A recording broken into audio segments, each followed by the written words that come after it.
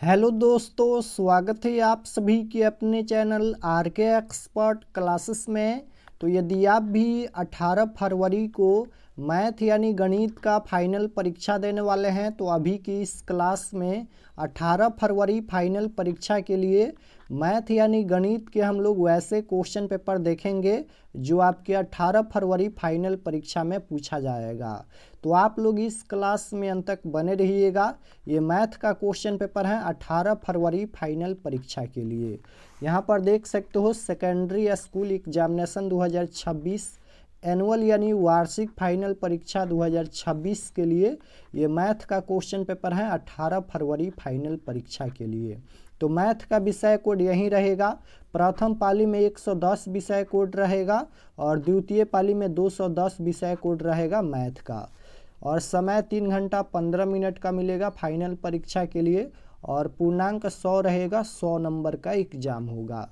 तो आइए पहला नंबर क्वेश्चन देखते हैं। ये मैथ का क्लास है, मैथ का कॉन्सेप्ट ध्यान से समझिएगा और क्लास में अंत तक बने रहिएगा।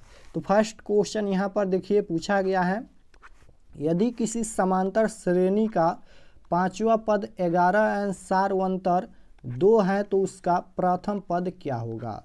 यहाँ पर दिया गया है कि किसी समांतर श्रेणी का पांचवा पद यहाँ पर 11 है और सारवंतर यानी डी का वैल्यू यहाँ पर 2 दिया गया है तो उसका प्रथम पद क्या होगा यानी ए का वैल्यू पूछा गया है। तो यहाँ पर हम लोग लिखेंगे समांतर श्रेणी का पांचवा पद यहाँ पर 11 दिया गया है तो इसको लिखेंगे ए प्लस में 4d लिखेंगे, क्योंकि कोई भी पद पूछा जाता है तो एक घटा कर लिखते हैं। तो पांचवा पद के लिए यहाँ पर a प्लस में 4d लिख सकते हैं। और यहाँ पर बराबर में पांचवा पद 11 है तो बराबर में यहाँ पर 11 हो जाएगा। तो a प्लस ए हमें निकालना है यानी प्रथम पद निकालना है। और यहाँ पर 4 गुना d का वैल्यू देखिएगा तो 2 दिया गया है और बराबर में यहाँ पर 11 हो जाएगा। तो a प्लस में 4 दूना 8 बराबर में यहाँ पर 11। तो a बराबर में 11 और ये प्लस का 8 है इधर आएगा तो माइनस का 8 हो जाएगा। तो a बराबर में 11 में से 8 घटाएंगे तो 3 बचेगा। तो a का मान कितना आएगा, a बराबर 3 यानी प्रथम पद 3 आएगा। और यही हमसे पूछा गया था कि प्रथम पद क्या होगा, तो प्रथम पद 3 होगा। ऑप्शन नंबर सी में दिया गया है, right answer option number C होगा, इसका प्रथम पद 3 होगा। क्वेश्चन नंबर 2 की ओर चलते हैं। 2 नंबर क्वेश्चन देखिएगा, यहाँ पर पूछा गया है कि cos 60 डिग्री बराबर, यहाँ पर cos 60 डिग्री का वैल्यू पूछा गया है। तो त्रिकोणमिति का सभी फार्मूला आपको याद होना चाहिए, ये टेबल आपको याद होना चाहिए। cos 60 डिग्री का मान कितना होता है, तो cos 30 डिग्री का मान होता है √3/2 और 45 डिग्री का मान होता है 1/√2 और यहाँ पर 60 डिग्री का मान होता है 1/2। तो यहाँ पर 60 डिग्री का वैल्यू पूछा गया है तो 1/2 हो जाएगा। ऑप्शन नंबर ए में दिया गया है, ऑप्शन नंबर ए राइट आंसर होगा। cos 60 डिग्री का वैल्यू 1/2 होता है तो राइट आंसर ए हो जाएगा। क्वेश्चन नंबर 3 की ओर चलते हैं। 3 नंबर क्वेश्चन देखिएगा, यहाँ पर पूछा गया है कि समांतर श्रेणी 1, 4, 7, 10 डॉट डॉट के प्रथम 20 पदों का योगफल है। यहाँ पर योगफल पूछा गया है, प्रथम 20 पदों का योगफल यानी n बराबर में यहाँ पर 20 हो जाएगा, क्योंकि प्रथम 20 पदों का योगफल पूछा गया है तो n का वैल्यू 20 हो जाएगा। और यहाँ पर a का वैल्यू a होता है प्रथम पद, तो a बराबर देखिएगा ये प्रथम पद 1 है तो a का मान 1 हो जाएगा। और यहाँ पर d का वैल्यू कितना होता है, तो d होता है सारवंतर। और सारवंतर कैसे निकालते हैं, तो दूसरे पद में से पहले पद को घटाया जाता है। तो 4 में से यहाँ पर 1 घटाएंगे तो 3 बचेगा। अब यहाँ पर प्रथम 20 पदों का योगफल पूछा गया है तो योगफल का फार्मूला होता है Sn बराबर में n/2 और इंटू में 2a plus n-1 into D, ये Sn का फार्मूला होता है। तो n के जगह पर यहाँ पर 20 हो जाएगा बट्टा में 2 और इंटू में 2 गुना a के जगह पर प्रथम पद 1 दिया गया है प्लस में n के जगह पर 20 और माइनस का यहाँ पर 1 और गुना में d के जगह पर यहाँ पर 3 दिया गया है। तो यहाँ पर ये हो जाएगा 10, तो 10 इंटू में 2 में 1 से गुना करेंगे तो 2 हो जाएगा, और प्लस में यहाँ पर घटाएंगे 20 में से 1 घटाएंगे तो 19 हो जाएगा, और गुना में यहाँ पर 3 हो जाएगा। तो यहाँ पर ये हो जाएगा 10 इंटू यहाँ पर 19 दिया 57 हो जाएगा, और 57 और 2 कितना हो जाएगा तो 59 हो जाएगा। तो यहाँ पर ये हो जाएगा 10 गुना में 59। अब यहाँ पर 10 गुना 59 यानी 59 गुना यहाँ पर 10 कर लेते हैं, तो ये हो जाएगा 0095, यानी यहाँ पर 095 590 गुना करेंगे तो 590 आएगा। तो इसका आंसर क्या होगा 590 होगा। ऑप्शन नंबर सी में दिया गया है, राइट आंसर सी हो जाएगा। प्रथम 20 पदों का योगफल 590 होगा, और ये क्वेश्चन सब्जेक्टिव में भी पूछा जाता है। क्वेश्चन नंबर 4 की ओर चलते हैं। 4 नंबर क्वेश्चन देखिएगा, यहाँ पर पूछा गया है कि tan 30 डिग्री बराबर क्या होगा। tan 30 डिग्री का वैल्यू पूछा गया है, तो tan 30 डिग्री बराबर कितना होता है। tan 30 डिग्री का वैल्यू होता है 1/√3 होता है। 45 डिग्री का मान 1 होता है, 60 डिग्री का मान √3 होता है। तो यहाँ पर tan 30 डिग्री का मान पूछा गया है, तो 1/√3 हो जाएगा। ऑप्शन नंबर सी में दिया गया है, right answer option number C होगा। क्वेश्चन नंबर 5 की ओर चलते हैं। 5 नंबर क्वेश्चन देखिएगा, यहाँ पर पूछा गया है कि साइन स्क्वायर 90 डिग्री और माइनस का यहाँ पर tan स्क्वायर 45 डिग्री बराबर क्या होगा। साइन स्क्वायर यहाँ पर 90 डिग्री है और tan स्क्वायर 45 डिग्री है।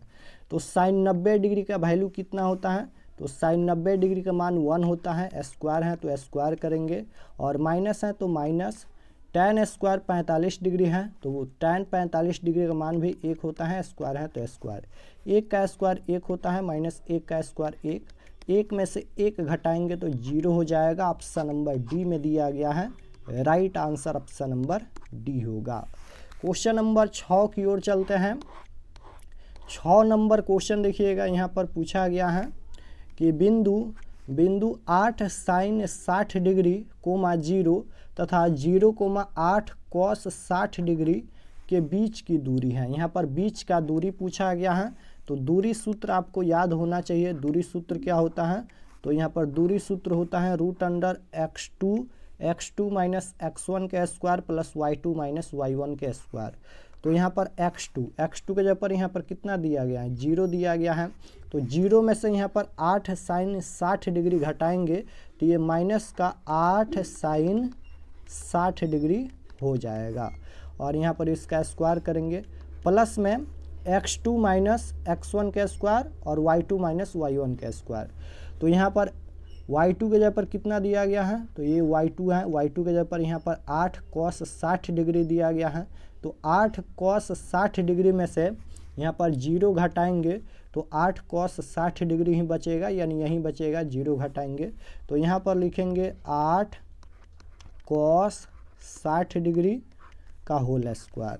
अब यहाँ पर देखिएगा -8 का स्क्वायर ये प्लस का 64 हो जाएगा, और यहाँ पर ये हो जाएगा साइन स्क्वायर में यहाँ पर 60 डिग्री, और प्लस में 8 का स्क्वायर 64, और यहाँ पर ये हो जाएगा कॉस स्क्वायर में यहाँ पर 60 डिग्री। तो यहाँ पर दोनों में 64 हैं, देखिए यहाँ पर दोनों में 64 हैं, तो 64 को हम लोग कॉमन कर लेते हैं, तो यहाँ पर ये हो जाएगा 64 इंटू में साइन स्क्वायर 60 डिग्री, और प्लस में यहाँ पर कॉस स्क्वायर 60 डिग्री।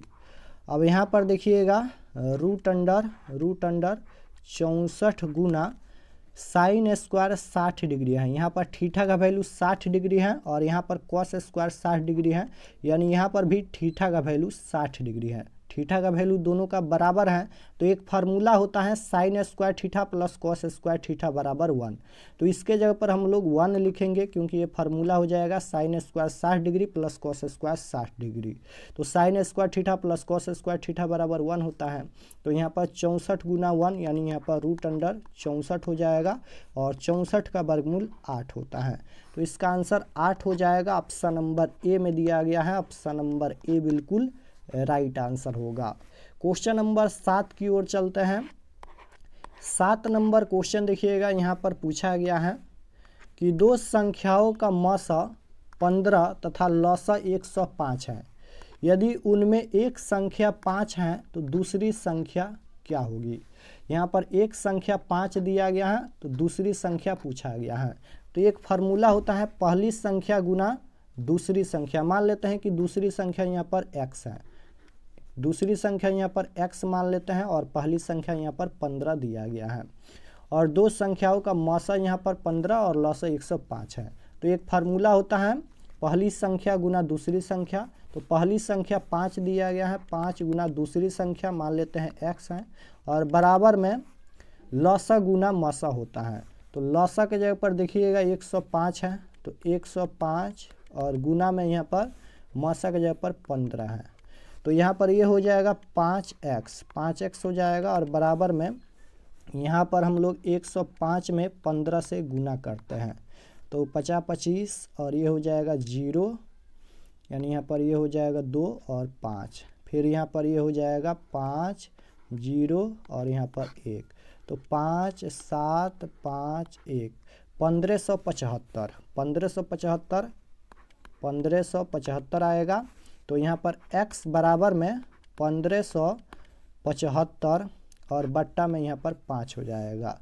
तो यहाँ पर 1575 में 5 से भाग देते हैं यहाँ पर, तो 5 तिहाई 15 हो जाएगा, तो ये कट जाएगा तो यहाँ पर ये हो जाएगा 7, तो 1 हो जाएगा और यहाँ पर 5 2 बचेगा।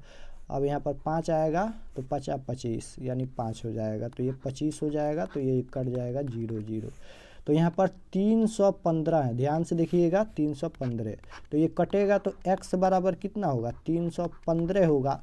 तो हम लोग दूसरी संख्या x माने थे तो x का वैल्यू यहाँ पर 315 है, तो यहाँ पर दूसरी संख्या क्या हो जाएगा 315 हो जाएगा। ऑप्शन नंबर सी में दिया गया है, right answer option number C हो जाएगा, दूसरी संख्या यहाँ पर 315 होगा। क्वेश्चन नंबर 8 की ओर चलते हैं। 8 नंबर क्वेश्चन देखिएगा, यहाँ पर पूछा गया है कि निम्नलिखित में कौन सी सबसे छोटी प्राकृत संख्या है। सबसे छोटी प्राकृत संख्या पूछा गया है, तो प्राकृत संख्या 1 से स्टार्ट होता है और अनंत तक जाता है। जैसे यहाँ पर 1 2 3 4 5 डॉट यहाँ पर ये जाएगा अनंत तक।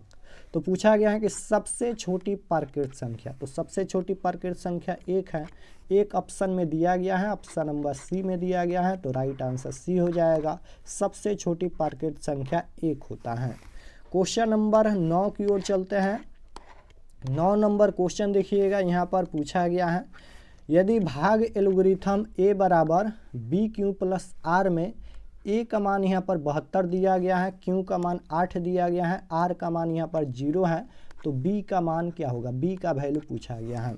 तो यहाँ पर यदि भाग एल्गोरिथम a बराबर बी क्यू प्लस आर, तो सबसे पहले लिखेंगे a बराबर में बी क्यू प्लस में यहाँ पर r, प्लस में r हो जाएगा, ये r है, यहाँ पर लिख देते हैं एक बार और, यहाँ पर ये हो जाएगा r।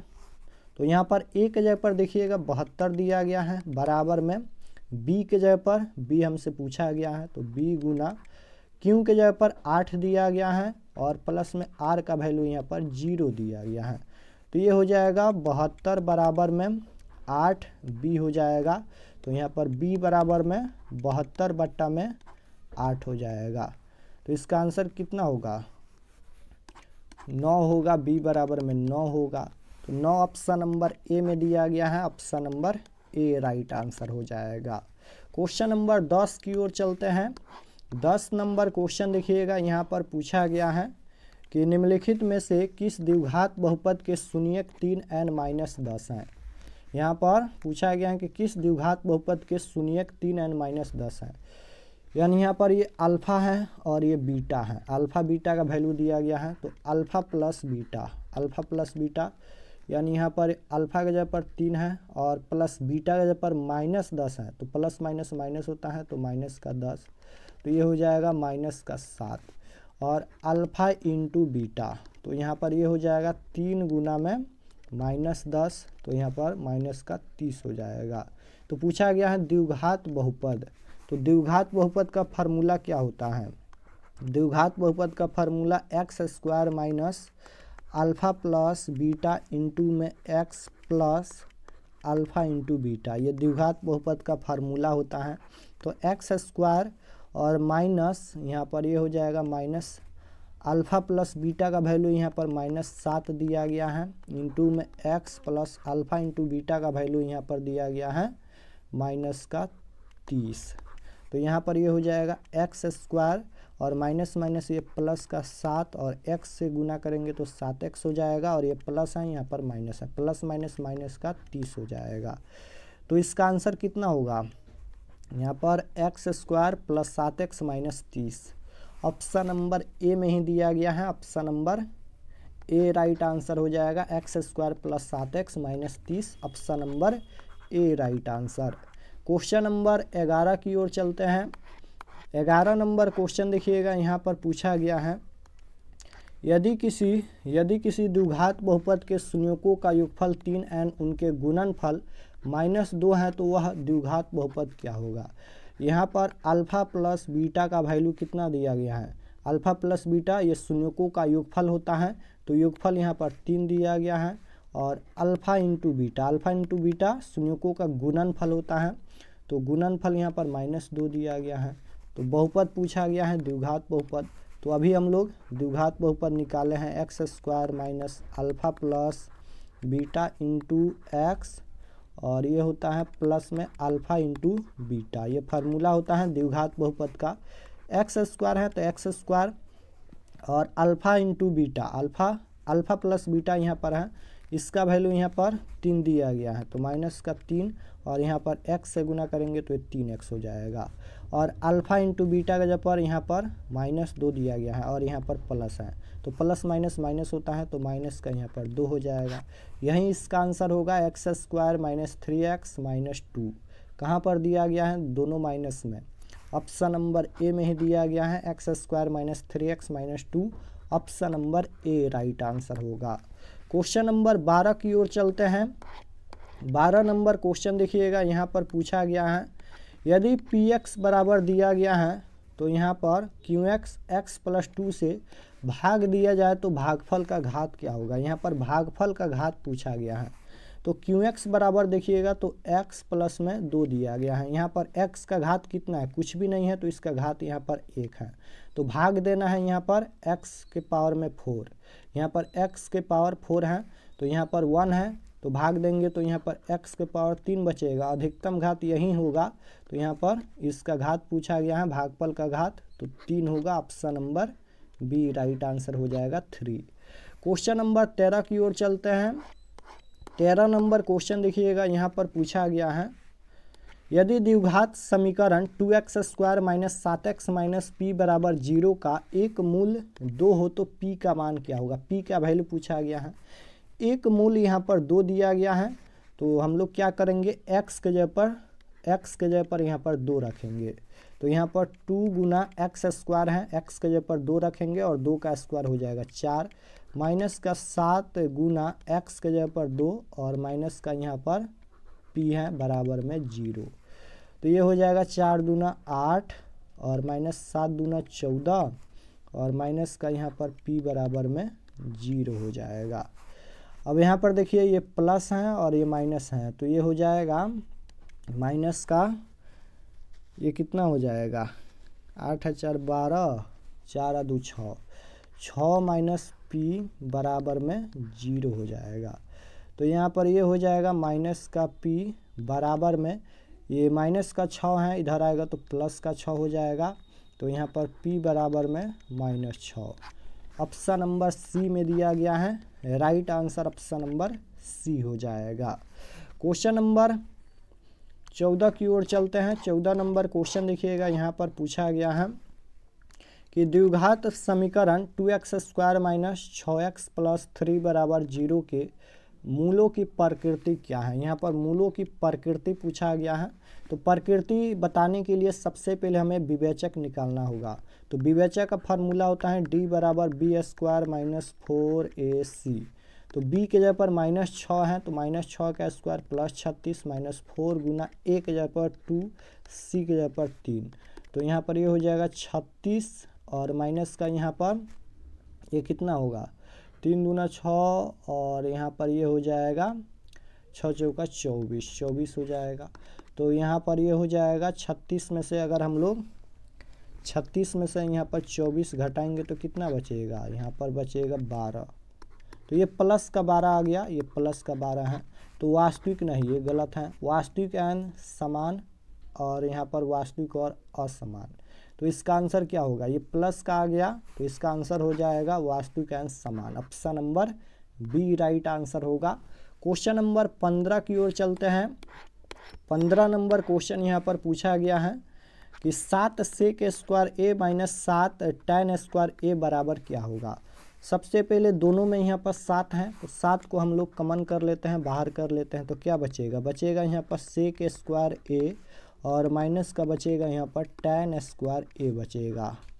तो यहाँ पर ये हो जाएगा 7 गुना, ये फार्मूला होता है sec square theta minus tan square theta बराबर 1। 7 में 1 से गुना करेंगे तो 7 होगा। ऑप्शन नंबर बी में दिया गया है, right answer option number B हो जाएगा। क्वेश्चन नंबर 16 की ओर चलते हैं। 16 नंबर क्वेश्चन यहाँ पर पूछा गया है कि प्रथम 6 समपार्कित संख्याओं का माध्य क्या होगा। यहाँ पर प्रथम 6 समपार्कित संख्याओं का माध्य पूछा गया है, यानी यहाँ पर पार्कित संख्या 1 से स्टार्ट होता है तो 1 2 3 4 5 ये डायरेक्ट नहीं होगा क्योंकि यहाँ पर समपार्कित पूछा गया है। तो ये हो जाएगा 2 4 और उसके बाद यहाँ पर 6 8 10 कितना पूछा गया है, 6 पूछा गया है।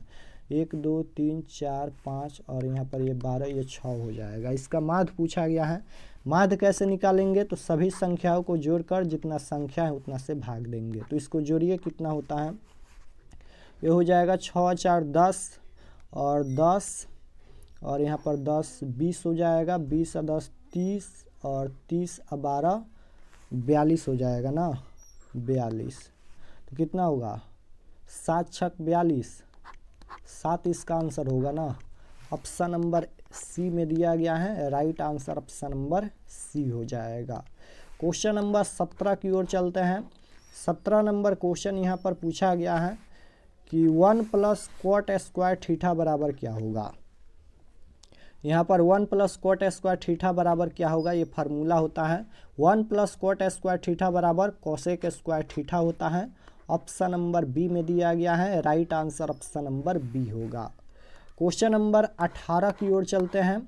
18 नंबर क्वेश्चन यहाँ पर देखिए पूछा गया है 8, 7, 9, 3, 9, 5, 4, 5, 7, 5। यहाँ पर ये आंकड़ा दिया गया है इतना बड़ा, बताना है कि इसका बहुलक क्या होगा। बहुलक पूछा गया है।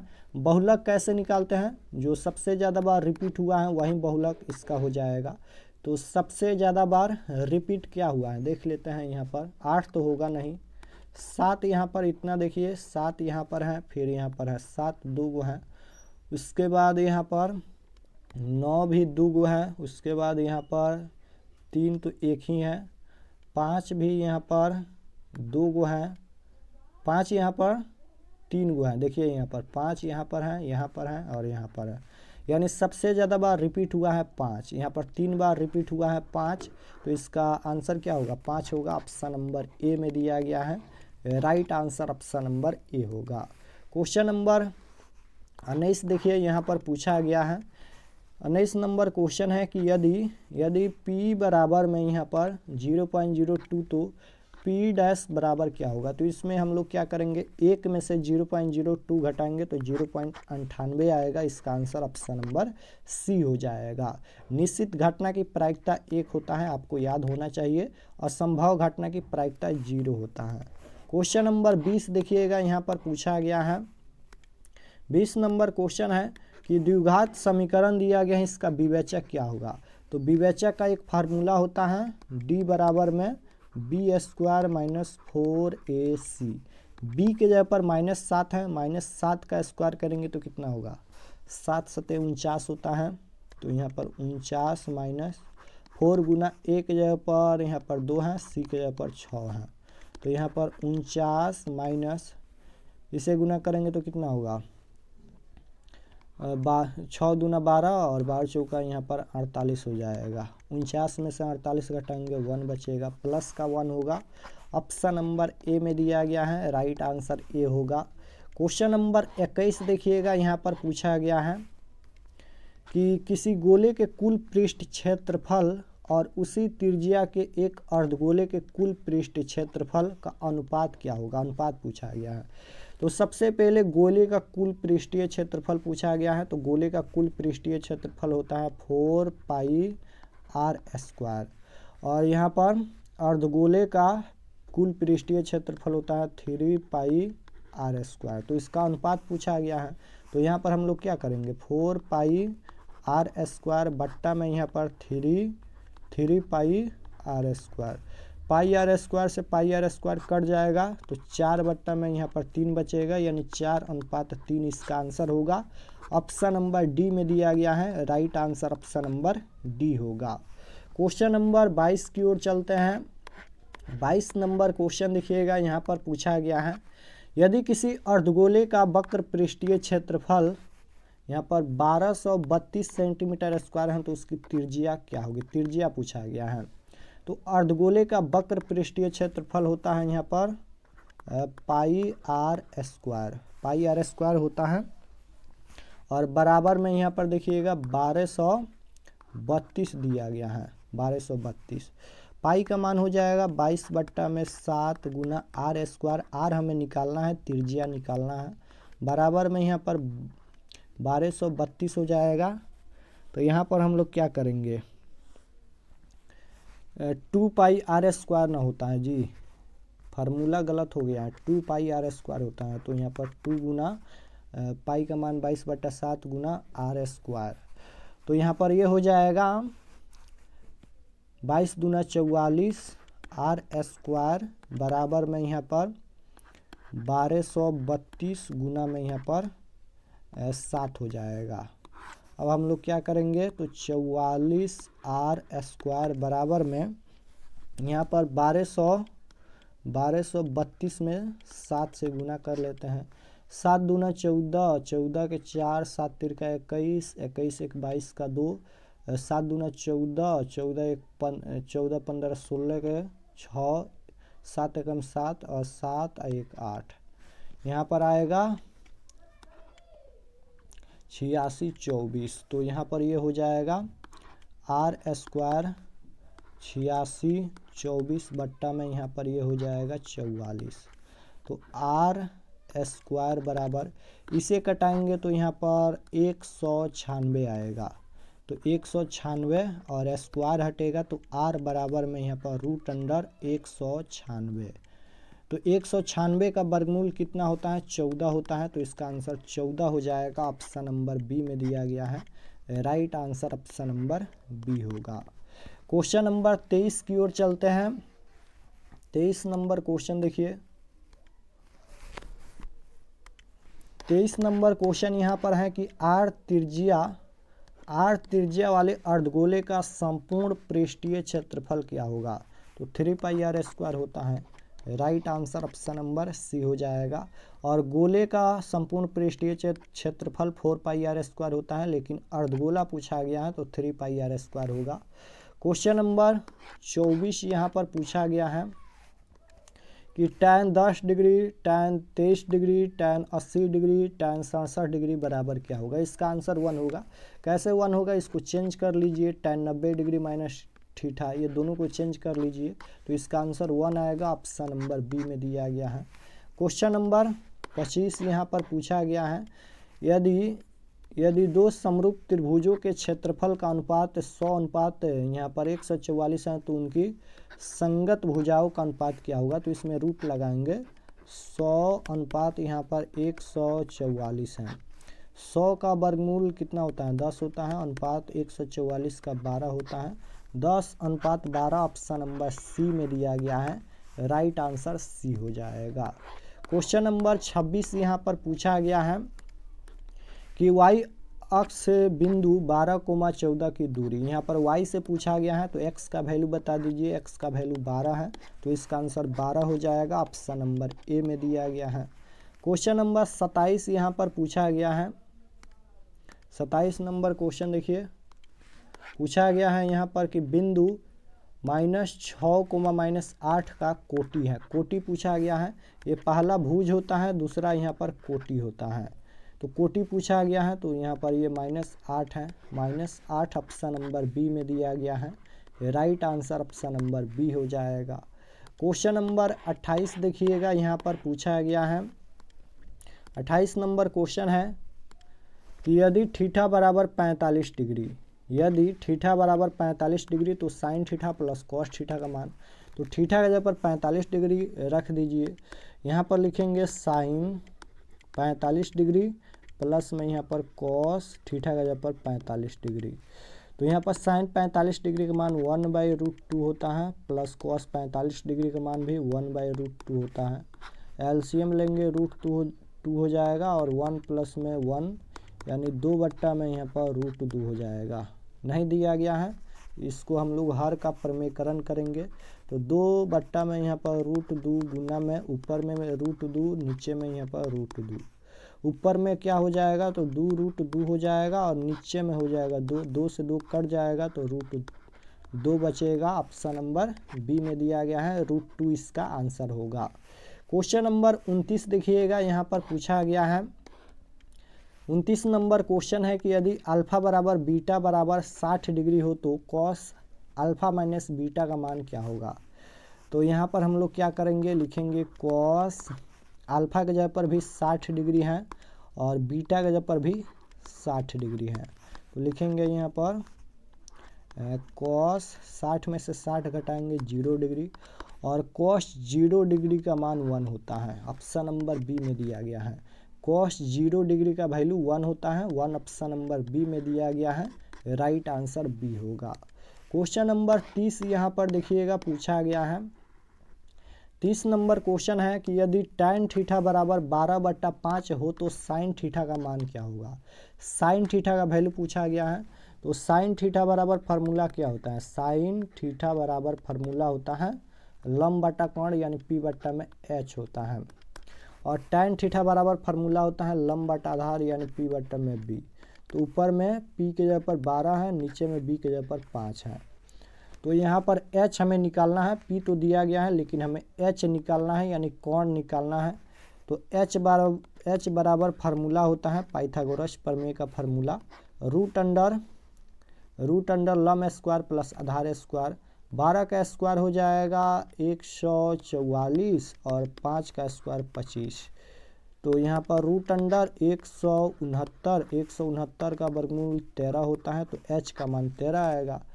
तो साइन थीटा बराबर लंब बटा कोण यानी P/H, P का वैल्यू यहाँ पर 12 दिया गया था तो 12 और H का वैल्यू अभी हम लोग 13 निकाले हैं तो 13 हो जाएगा।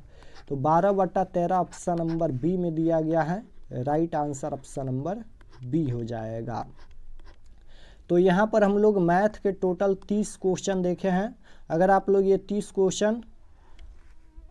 क्वेश्चन आसानी से आप लोग हल कर लेते हैं, सॉल्यूशन कर लेते हैं, तो ये सभी क्वेश्चन आपके परीक्षा में पूछा जाएगा। तो एक बार और आप लोग रिवीजन कर लीजिएगा और सभी क्वेश्चन बनाने का प्रयास कीजिएगा क्योंकि ये सभी क्वेश्चन आपके फाइनल परीक्षा में पूछा जाएगा। और चैनल पर नए होंगे तो चैनल को ज़रूर सब्सक्राइब कर लीजिएगा ताकि आने वाले नेक्स्ट क्लास आपके पास ज़रूर पहुँचे। तो मिलते हैं नेक्स्ट क्लास में, तब तक अपना स्टडी कीजिए। आप सभी को धन्यवाद।